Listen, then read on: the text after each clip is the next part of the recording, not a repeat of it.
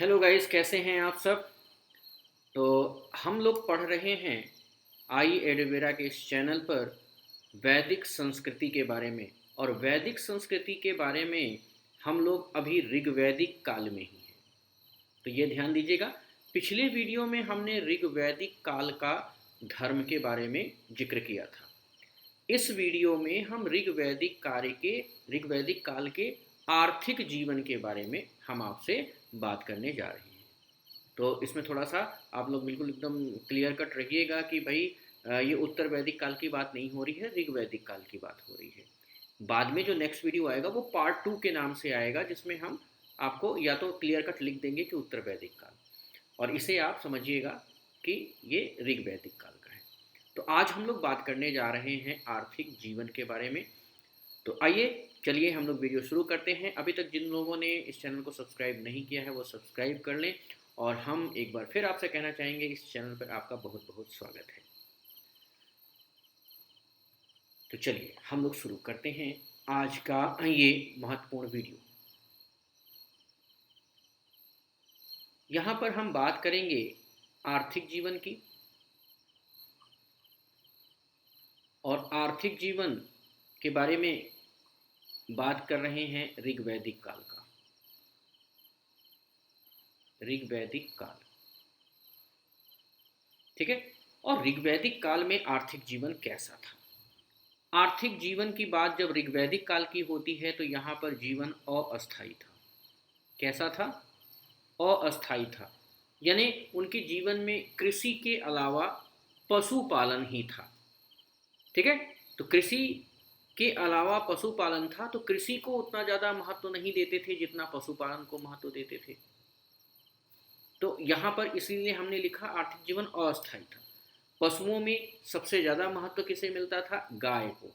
तो यहाँ पर पशु सेवा यानी पशुपालन मुख्य था, और पशुपालन में गाय को पालने का सबसे बड़ा जो यहाँ पर है साक्ष्य मिलता है। गाय की गणना यहाँ पर संपत्ति के रूप में भी की जाती है, ये भी ध्यान रखिएगा। आज जैसे रुपया पैसा है, उस समय जिसके पास जितनी गाय होती थी वो उतना धनवान होता था। अकेले अगर हम ऋग्वेद की बात करें तो ऋग्वेद में जो है 176 बार, कितने बार? 176 टाइम जो है गाय का उल्लेख मिलता है। ये बेटा आप लोग नोट करते चलिएगा, ठीक है। गाय का उल्लेख मिलता है ऋग्वेद में 176 बार। आर्यों की जो लड़ाइयाँ होती थी वो लड़ाइयाँ किस लिए होती थी? गाय को लेकर होती थी, क्योंकि जो लड़ाई में जीता गाय उसकी संपत्ति, और जब गाय उसकी संपत्ति तो वो धनी हुआ। यानी आर्थिक जीवन का संबंध किससे था? गाय से था। तो ऋग्वेद में युद्ध का पर्याय जो था वो गविष्टि था। तो यहाँ पर एक टर्म और आता है गविष्टि। गविष्टि, गविष्टि का मतलब होता है गाय का अन्वेषण, गायों का अन्वेषण। अब यहाँ पर गायों का अन्वेषण का मतलब क्या हो गया? अन्वेषण का मतलब होता है खोज। तो गायों की खोज करना, यानी युद्ध किसके लिए होता था? गाय के लिए होता था। तो गायों का अन्वेषण जो है यहाँ पर ये था। इसी प्रकार एक और शब्द आया है गवेषण। गोशु, गत्य, गभ्य, ये सब का संबंध जो है वो गाय से है ना। और सभी युद्ध के संदर्भ में प्रयोग किए जाते थे। गाय को अधन्या माना गया है। क्या माना गया है? अधन्या, अघन्या,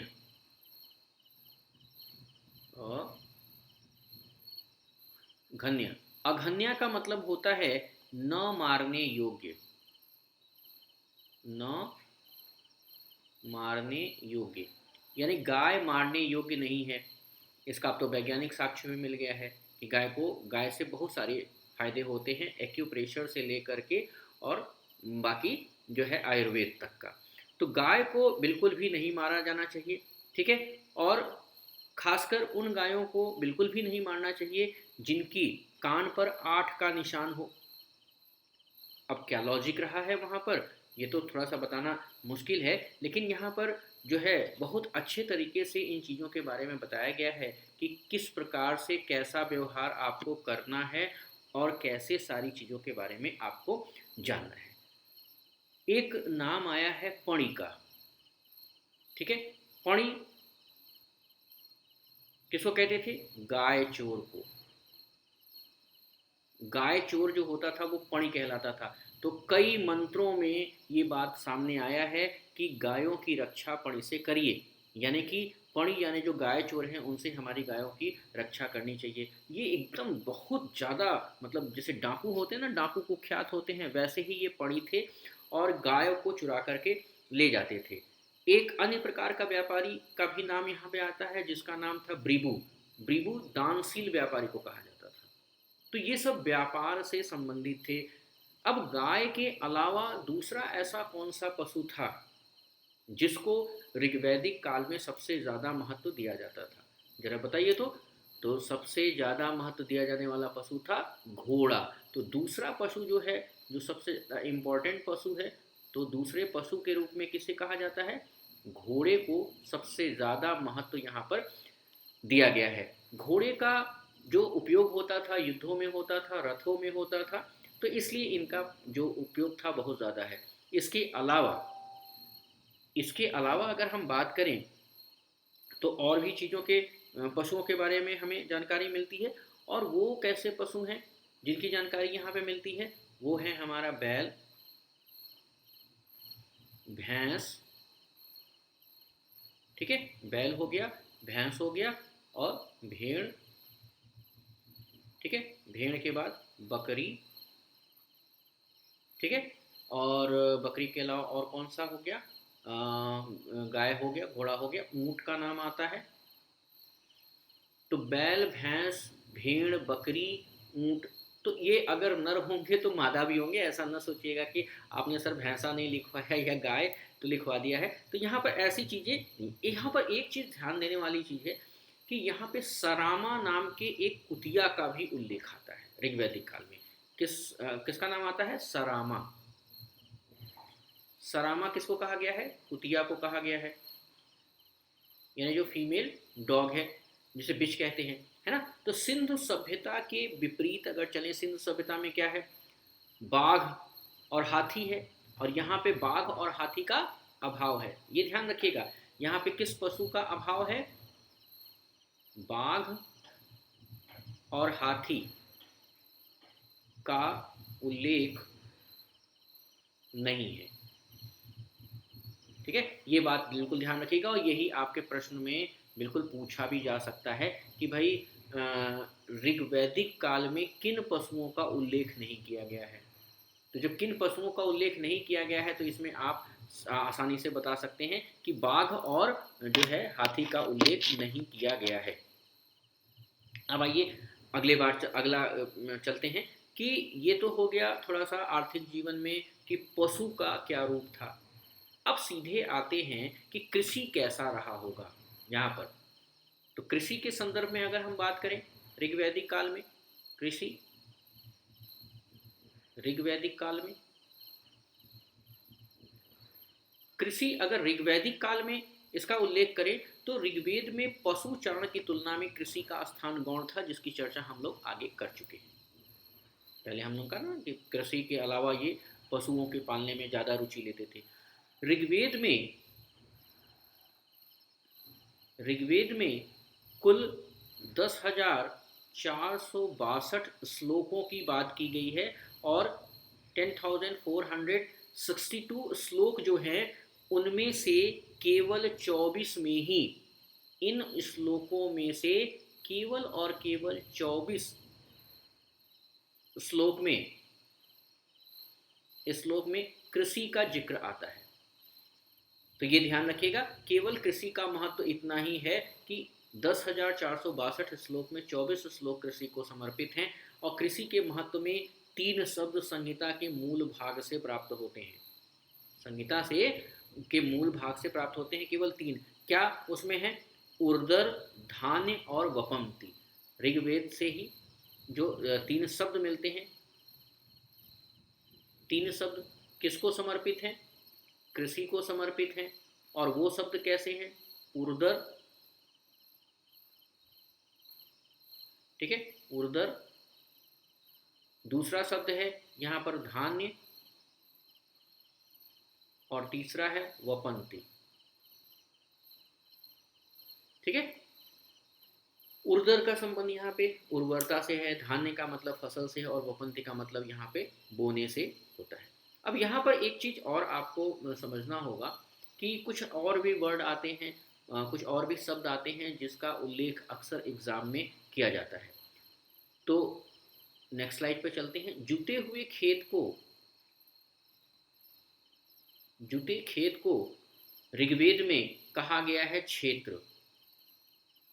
जुते क्षेत्र को क्या कहा गया है? क्षेत्र कहा गया है। और उपजाऊ भूमि जो है, जितनी भी भूमि उपजाऊ है, ठीक है,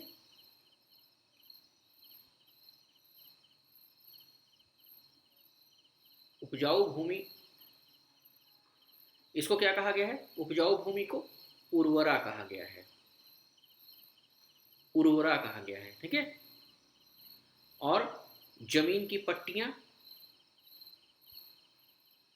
जमीन की पट्टी, अब जमीन की पट्टी का मतलब जमीन को इस तरह से पार्ट में बांटा गया है।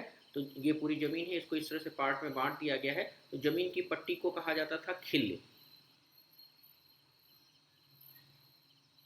ठीक है, जमीन की पट्टियों को। लेकिन इसका शब्द जो है वो खिल्ल का अर्थ जो है यहाँ पर आगे चल करके परती के रूप में हुआ। परती का मतलब होता है यहाँ पे अबेंडेंड लैंड, यानी ऐसी भूमि जिसे हम छोड़ चुके हैं, उस पर अब खेती का कार्य नहीं होता है, वो खिल्ल कहलाया। अब यहाँ पर एक और शब्द आता है। जब हल चलते हैं तो हल चलने में नालीसा बनता है, और जो नालीसा बनता है जिसमें कि बीज डाले जाते हैं, उस कुंड को सीता कहा जाता था। है ना? ये समझ में आ रहा है ना कि जो नालियां बनती थी हल चलने के बाद, उसमें जो कुंड बनते थे, जो गहराई बनती थी, उसे सीता कहा जाता था। और हल के लिए हम यहाँ पे लिख दे रहे हैं, हल को क्या कहा जाता था? लांगल कहा जाता था। ठीक है, हल को लांगल कहा जाता था। और बैल को क्या कहा जाता था? बैल को कहा जाता था ब्रिक। बैल को ब्रिक कहा जाता था, है ना? और हलवाहा यानी जो हल चलाता था उसे कहा जाता था कीवास। हल चलाने वाले को, हल चलाने वाला क्या कहलाता था? उसे कीवास कहते थे। ठीक है। तो ये शब्दावली आपको ऋग्वेद में मिली है, ऋग्वैदिक काल में, कि खेती कैसे होती थी। अब यहीं से पहचान में आया है कि इस समय के लोग खेतों को ज़्यादा महत्व नहीं देते थे, ज़्यादा जो पशुओं को महत्व देते थे। अब यहाँ पर खेत आया, चलिए खेत में कुछ अनाज हुए। अब वो अनाज में सबसे महत्वपूर्ण अनाज कौन होता था जिसका बार बार उल्लेख आया है? तो उसको नेक्स्ट स्लाइड में देखते हैं। अनाज क्या क्या पैदा करते थे ये लोग? अनाज के रूप में यव का नाम आया है, और यव को कहते हैं जौ। यव संस्कृत शब्द है, इस यव को जौ का है। खाद का नाम आता है यहाँ पर। खाद को का क्या कहा गया है? साकम कहा गया है। अथवा साकम को क्या कहा गया है? खाद कहा गया है। अथवा इसे करीस भी कहते हैं। करीस अथवा साकम, इन दोनों का मतलब जो है वो क्या है? खाद है। ठीक है। तो इस समय यानी ऋग्वैदिक काल में खाद को संस्कृत भाषा में साकम या करीस कहा गया है। खलिहान को खल कहा गया है। खलिहान किसे कहते हैं? खलिहान वह स्थान होता है जहां पर खेतों से फसल काट करके लाके रखा जाता है और फिर उसकी मड़ाई की जाती है, उससे अनाज निकाला जाता है। भूसा अलग रखा जाता है, अनाज अलग रखा जाता है, वो स्थान जो है वो खलिहान कहलाता है। तो यहाँ पे सिंचाई दो प्रकार के जलों से होती थी। एक, अब सिंचाई की बात अगर करें हम, सिंचाई की, तो सिंचाई के दो माध्यम थे। एक जो है स्वयंजा, स्वयंजा, स्वयंजा का मतलब होता है जो स्वयं ही पानी उत्पन्न करे, अर्थात वर्षा, वर्षा हो गया, तालाब हो गया। ठीक है, वर्षा तालाब हो गया, ये सब स्वयंजा। दूसरा तरीका क्या था? खनित्रमा। खनित्रमा, खनित्रमा का क्या अर्थ है? खोद करके, खनित्र मतलब होता है खोदना, खोद करके निकाला हुआ जल। यानी जैसे कुआं हो गया, ठीक है, कुआं हो गया, रहट हो गया, रहट हो गया, इस तरह से पहले ट्यूबवेल तो होता नहीं था भाई, मशीन तो थी नहीं, मशीन का आविष्कार था नहीं, तो कुआं और रहट से जो पानी निकाला जाता था, यानी अब रहट का मतलब है गोल सा चक्का होता है जिससे खोद करके पानी निकाला जाता है, पानी में डूबता था और बाल्टी की तरह वो उठता था और फिर दूसरी तरफ जाके पानी गिरा देता था।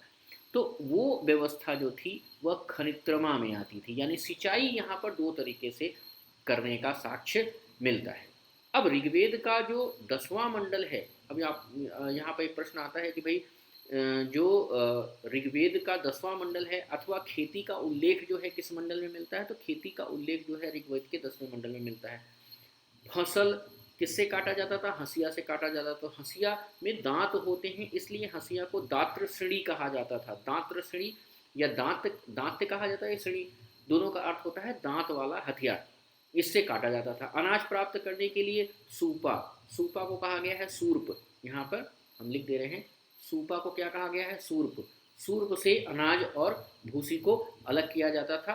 और तितऊ, तितऊ का मतलब होता है चलनी, यहाँ लिख दे रहे हैं तितऊ यानी चलनी, जिसको छन्नी बोलते हैं। तो चलनी, तितऊ से और सूर्प से अनाज की सफाई की जाती थी, और अनाज नापने का जो बर्तन होता था वो, उससे हम लोग अनाज को अलग कर देते थे, अनाज को रख देते थे, उसका स्टोरेज होता था। तो आर्थिक जीवन में सबसे पहले आपने ये देखा कि गाय का उल्लेख आया, गाय के साथ कृषि का उल्लेख आया, और कृषि का उल्लेख, इन दोनों का जो महत्व है वो महत्व ऋग्वेद में दिखा। अब बाकी लोग क्या बिजनेस भी करते थे, क्या व्यवसाय भी करते थे, यानी उद्योग धंधे भी थे, तो जी बिल्कुल थे। आर्थिक जीवन में उद्योग धंधों का भी महत्व था। तो इस समय ऋग्वेद में जो उल्लेख मिलता है वो किसका मिलता है, बढ़ई का, सामान बना करके बेचता था। बढ़ई के साथ साथ रथकार का, जो रथ को बना करके बेचता था। फिर बुनकर होते थे जो कपड़े को बुन करके बेचते थे। फिर चर्मकार होता था जो चमड़े के चप्पल और जूता बनाता था। फिर कुम्हार होता था जो मिट्टी के बर्तन बनाता था, है ना। और इस तरह से बहुत सारे ऐसे शिल्पियों के नाम आते हैं जो व्यवसाय करते थे। तांबा और कांसा दो तरह के बर्तनों का उल्लेख है, और इसे अयस शब्द कहा गया है ना। अयस, अयस, अयस का अर्थ होता है अयस्क, है ना। लेकिन यहाँ तांबे या कांसे के अर्थ को, यहाँ तांबा और कांसा, इनको ऋग्वेद में क्या कहा गया है, अयस कहा गया है। इसका सीधा सा अर्थ होता है कि आर्यों को जो धातु कर्म होता है, मेटलर्जी जो होती है, उसका भी ज्ञान था। यानी ऋग्वेद में बढ़ई के लिए एक अलग वर्ड है जिसके लिए तक्षण कहते हैं। धातु कर्मी के लिए, यानी जो मेटलर्जी का काम करते हैं, धातुकर्मी, धातुकर्मी को क्या कहा जाता था, धातुकर्मी को कहा जाता था कर्मार। धातुकर्मी कर्मार कहलाता था, तो ये ध्यान रखिएगा। और साथ ही साथ यहाँ पर सोना, एक और स्लाइड लेते हैं। सोना शब्द आया है और सोना को कहा गया है हिरण्य, ठीक है। यही वर्ड जब आकर के आप गुप्त काल में जाएंगे तो हिरण्य को नगद कर कहेंगे, लेकिन यहाँ पर सोना को हिरण्य कहा जाता था। और सिंधु नदी के लिए हिरण्ययी शब्द प्रयुक्त हुआ है। कहा जाता है कि सिंधु नदी में सोने का खान था और सिंधु नदी में सोना प्राप्त होता था, इसलिए उसे हिरण्ययी कहा गया है, क्योंकि सिंधु नदी से सोना प्राप्त किया जाता था। वसोवाय नामक वर्ग कपड़ा बुनने का कार्य करता था। जो बुनकर होते थे उन्हें क्या कहा जाता था, उन्हें कहा जाता था वसोवाय। वसोवाय, वसोवाय का मतलब बुनकर। कैसा बुनकर, जो कपड़े को बुने, कपड़े का बुनकर जो होता था वह वसोवाय कहलाता था, है ना। और कपड़े की जो बुनाई होती थी वो करघे से की जाती थी, और तमाम ताना बाना उसमें प्रयोग होता था। कढ़ाई बुनाई के लिए भी बहुत सारी चीज़ों का इस्तेमाल होता था। तो इस तरह से उनका जीवन चलता था, और ये लोग उस सामानों को बना करके बेचते थे।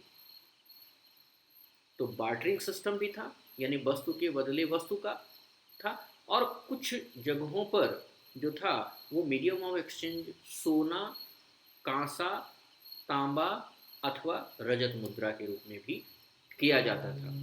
ये महत्वपूर्ण है कि ऋग्वेद में लोहा और चांदी का उल्लेख नहीं है। लोहा और चांदी का उल्लेख नहीं है, तो यहाँ पर जो मीडियम ऑफ एक्सचेंज हो सकता है वो तो या तो तांबा हो सकता है, या तो कांसा हो सकता है, या तो सोना हो सकता है। यानी आप सोना देंगे, बदले में वस्तु लेंगे। अब सोने का सिक्का है कि क्या है, उसका बहुत ज़्यादा उल्लेख यहाँ पर नहीं मिला है। हाँ, स्वर्ण का ढेर मिला है ना, और निष्क निष्क यानी कि जेवरात मिले हैं, तो उससे पता चलता है कि ये लोग उसका बहुत ज़्यादा उपयोग करते हैं। यहाँ पे किस किस किस चीज़ का उल्लेख नहीं मिला है, ये भी नोट कर लीजिए। तो लोहा और चांदी का चांदी का उल्लेख नहीं है, उल्लेख नहीं है। ठीक है, तो अब आप समझ सकते हैं कि यहाँ पर किस तरह से काम होता रहा होगा। व्यापार जो ऋग्वेद में था वो समुद्र के का प्रयोग किया जाता था अथवा नहीं किया जाता था, इसका कोई भी बहुत ज़्यादा उल्लेख नहीं है। विदेशों में सामान भेजा जाता था कि नहीं भेजा जाता था, इसका भी कोई बहुत ज़्यादा उल्लेख नहीं है। एक स्थान पर अश्विन कुमारों के लिए कहा गया है कि इनके पास 100 पतवारों वाली नाव थी, और जिसे किसी राजा को, उस राजा का नाम शायद भुज्यू है, यहाँ लिख दे रहे हैं, भुज्यू है ना, तो वो तुंग का पुत्र भुज्यू है। तो भुज्यू को बचाने के लिए 100 पतवारों वाली नाव का प्रयोग किया गया था। इसका मतलब है कि 100 पतवार की नाव कहाँ चलेगी, समुद्र में चलेगी। तो हो सकता है कि यहाँ पर ये सिस्टम था। अब हम आपको फिर एक बार बता दे रहे हैं कि सोना, कांसा और तांबा सिक्कों के रूप में प्रयोग होता था कि नहीं होता था, इसका कोई साक्ष्य नहीं मिला है। ये जो है वस्तु विनिमय में प्रयोग किए जाते थे कि नहीं किए जाते थे, इसका भी बहुत ज़्यादा उपयोग नहीं है। लेकिन जो यहाँ पर बार्टरिंग सिस्टम था, वस्तु विनिमय का जो सिस्टम था, वो उसका साक्ष्य मिला है। यानी वस्तु के बदले वस्तु देना, that is called bartering system.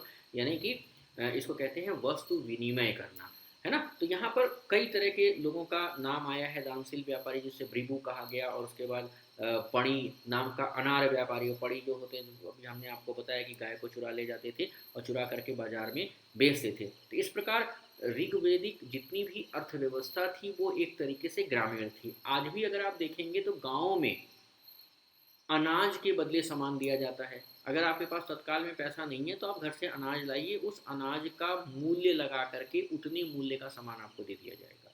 ऐसा नहीं है, वहाँ पे बार्टरिंग सिस्टम नहीं है, उस अनाज का मूल्य लगाया जाएगा। अगर गेहूं ला रहे हैं तो गेहूं का मूल्य लगाया जाएगा, धान ला रहे हैं तो धान का मूल्य लगा, अगर चावल ला रहे हैं तो चावल का मूल्य लगा करके उसके बदले में आपको सामान देगा। यानी कि पहले उस वस्तु को मोनेटाइज किया जाएगा, और मोनेटाइज करने के बाद उस मूल्य का सामान आपको दिया जाएगा।